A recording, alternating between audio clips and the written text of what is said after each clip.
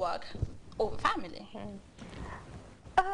That's what people think, but my mother is a working woman. She works full-time, and she's a mother full-time, and she's a wife full-time. That's before my dad died last year, that is. Yeah. But she's been doing it so well. I think we turned out good, both of me and both me and my sister. My aunts do the same, and almost all the females I know do the same thing. So I think it's just an excuse that these guys use to sort of intimidate you into getting with them or lowering your standards. And like Margot says, you have to set a standard for yourself. You need a guy who's ambitious and who's willing to work hard for you and your kids in the future. In your line of work, I mean, it's very different in Gambia. I'm not sure we have a lot of actuary in Gambia. Like, how do you fit in? Was it difficult to find a job? Do you always have to explain yourself, like, this is what it is, this is what I do, kind of thing? Yes, I get actuary what? All the time. All the time. And I'm not the only one with a BSc in actuarial science. There's another girl working at Social Security. Is it just the two of you? Yes. In Gambia? Yes, in Gambia right now. Wow. We have two friends that are working in England right now. Yeah. They also studied actuarial science. And they're Gambians as well? They're Gambians as well. Are they looking to come back home soon? I think they are, if the market is open for them to come back. Yeah. But how was it getting a job? Was it difficult to fit in, or? For me, it wasn't difficult at all. I had an internship at Social Security before I left. They actually paid for my studies. Right. So when I came back, I just got back into the system. So what exactly do you do there?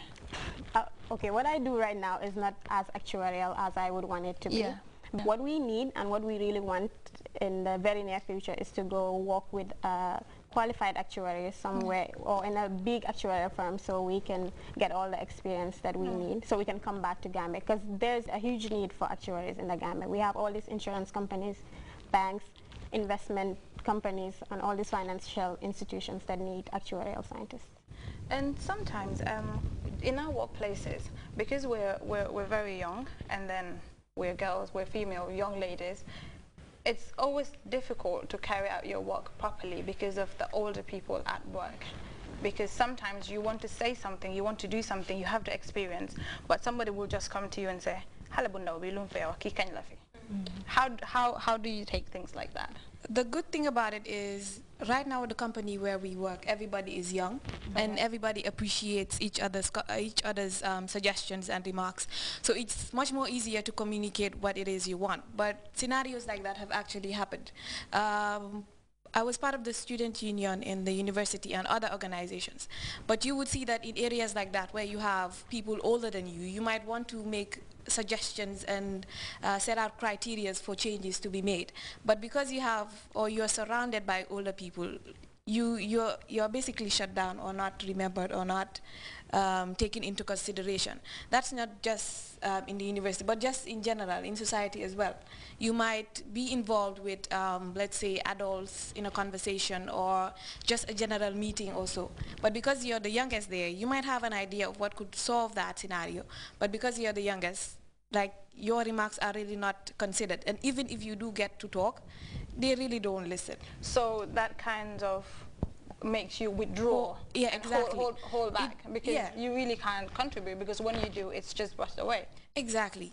And that's it. To a certain point, it gets annoying, because you're realizing that the people you're talking to are saying something that is not quite... You really know that this is not it, exactly. But you really can't say something. I've seen a scenario just yesterday. Someone came to me. Actually, the guy came before that, and then just to tell me about a show that he's planning to do, wherein he will invite the artists, Gambian artists, especially the cultural artists, you know, to come and showcase their talent, and that will be televised, okay? And then he went to speak to the elders about this to try to bring them on board. And guess what they told him?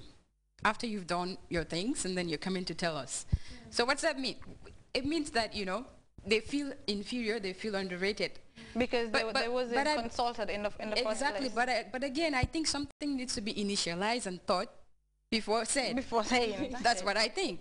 So you see, these kind of situations, they kind of, you know, discourage people. And then I'll take this opportunity to advise the companies, you know, when they're having board meetings, let them try to involve the young ones, because we have different generations, and then every generation consists of different ways of doing things. So if they try to include the young ones, they would know what's out there, how they can be able to tap the customers, the right customers they need, how they'll be able to deliver the right services to the people, because they have combination of old and young brains, and then they can do something perfect. Right. Kumba, you said you're a Grit, you're born a Grit, you're creative, of course, yeah. And then that automatically makes you a singer? Okay. No?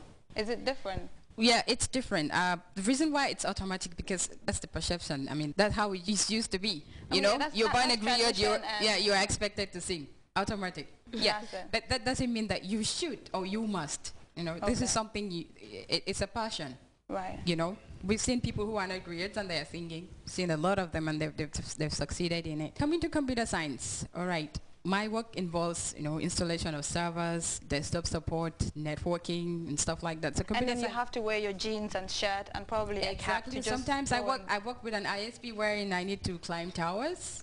Wow. Yeah. And then the next minute you're on stage performing. And then in that evening I need to go and perform. So the way I do these things, you were told the program, a week before. And then you try to call your band members. You do a 1-week training towards the program. So, and then every day you have to wake up and go to work.